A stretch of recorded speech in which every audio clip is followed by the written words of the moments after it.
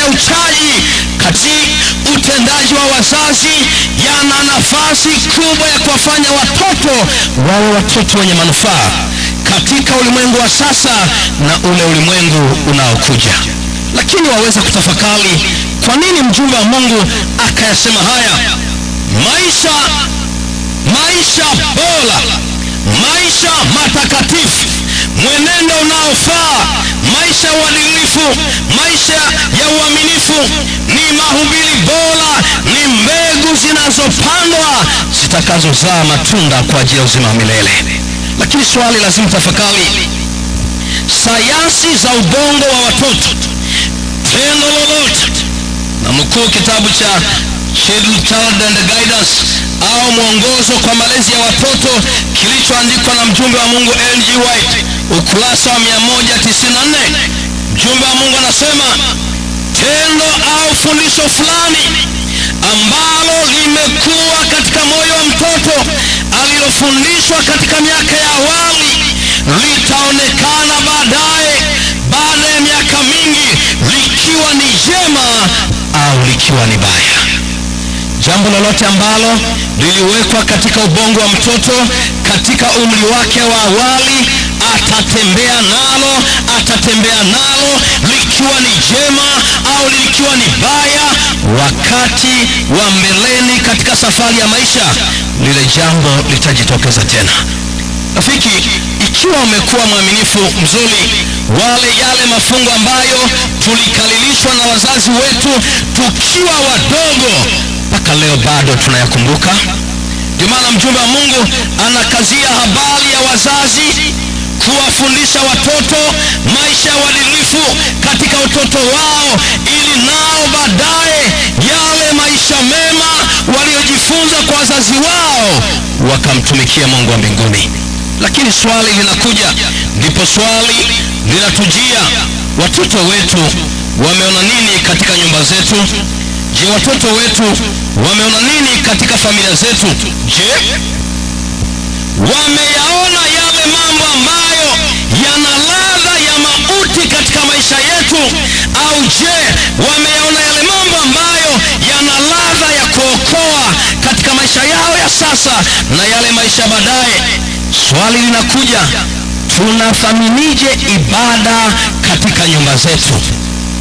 Ibada imepewa nafasi gani katika nyumba yako? Habari gani ibada ya Sabato?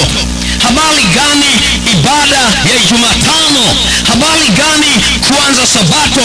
Habari gani ibada ya mchana mara baada ya Sabato? Kutorudi kwako mchana Sabato kunawaachia fundisho gani wale watoto ambao Bwana wanapotembea wakiambatana nawe wauone ukuu wa Yesu katika maisha yako? Na ulalapo na uondokapo. Mpendwa mzazi, hakuna ambaye ameachwa mbali, hakuna ambaye Biblia imemweka katika njia panda. Biblia inahitaji, jambo la kwanza, wazazi wenyewe waliheshimu neno la Bwana, watoto waone ukuu wa Mungu kupitia maisha ya wazazi. Moja ya changamoto ya leo inayotukabili wazazi wengi leo, tunatamani kuambia watoto wetu kajifunzeni kwa watoto wa nyumba fulani. Ingalikuwa ni jambo la busara kama wazazi, habari ya uchaji, uaminifu, mwambie mtoto jifunze kwangu mimi mama yako, jifunze kwangu mimi baba yako. Mbona wangelikuwa na nguvu na ujasiri kuliko ilivyo? Maana pale mzazi anapokazana ya kwamba watazameni watoto wa fulani, watoto wa nyumba fulani, ni kwa sababu hata mzazi mwenyewe amepoteza dira, naye wale ndio kielelezo chake. Ndio Fungu 20.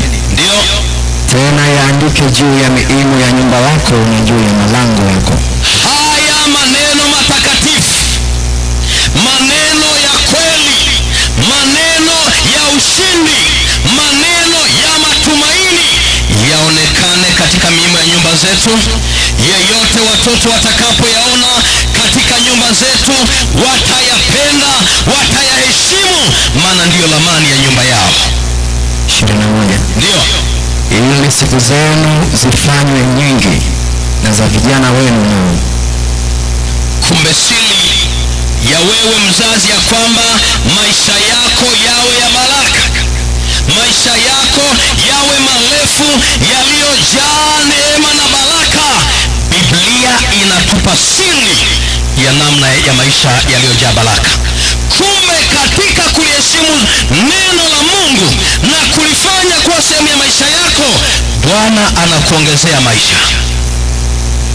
Ninapenda nikwambie rafiki, haya maneno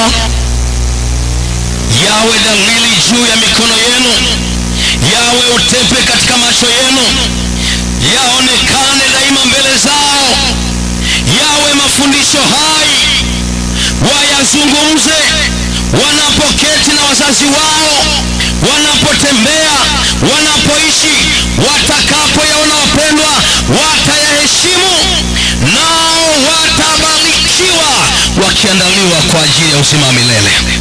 Napenda nikwambie rafiki, ni kwa njia hii watoto hawa watabarikiwa, watafanikiwa katika masomo yao, katika kazi zao, mahali popote watakapoenda wataitwa heri.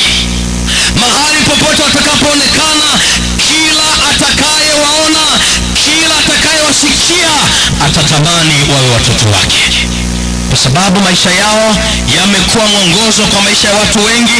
Maisha ya hawa watoto, kila wanalotenda, mahali wanapoonekana, wanamwakilisha Mungu wa mbinguni. Unajua Biblia bado inakazia Kumbukumbu la Torati ile sura ya 6 mstari wa 4 mpaka wa 6.